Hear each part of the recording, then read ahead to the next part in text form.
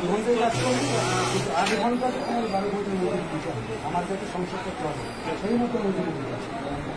শ্রমিকের মজুরি শোষণ করে সব মনিকরা বেশি সময় কাজ করে 8 ঘন্টা ছিল, সেটা এখন 12 ঘন্টা করে।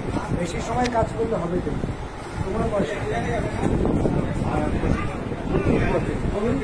বড় জোর আর 25 বছর এইরকম কাজ করতে হবে, তাও পারবে 45 বছর পুরো হয়ে যাবে। ওরা এটাই চায় যে 45 বছর পুরো হয়ে যাবে। ঠিক আমি যদি 8 ঘন্টা কাজ করি আমি 65 বছর কাজ করতে পারবো।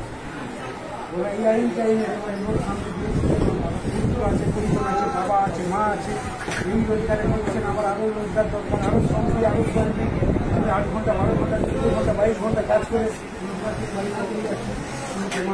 আইন যে প্রতিদিন করে যাচ্ছে সেটা তার হিসেবে ওরা ওটাই চায়।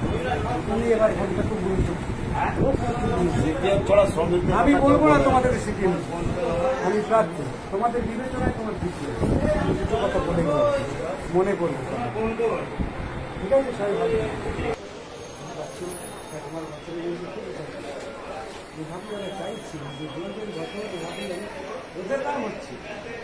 তুমি যত বেশিক্ষণ সময় দিচ্ছ তোমার হয়তো 400 থেকে 450 হবে, কিন্তু ওদের 800 থেকে 8000 হবে, যেটা তুমি এখন বুঝতে পারো। আমরা সেজন্যই লড়ছি, ওরা সকলের জন্যই লড়ছি। এই লড়াইতে তোমাদের সঙ্গে, তোমাদেরকে বাদ দিয়ে লড়াই দেখা যাবে।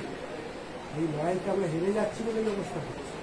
বারে বারে তৃণমূল কংগ্রেস একেবারে জিতছে, আর গোটা দেশের রাজ্যের শ্রমিকদের খেতে পাওয়া গরিব পরিষেবা করে শোষণ চালাচ্ছে। লেখাপড়া বন্ধ, লেখাপড়া শেখার পরেও আজকে মেশিন থেকে কাজ করতে হচ্ছে, বাড়িতে রাখতে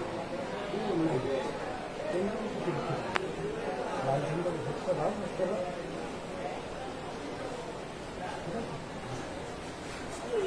ঠিক আছে।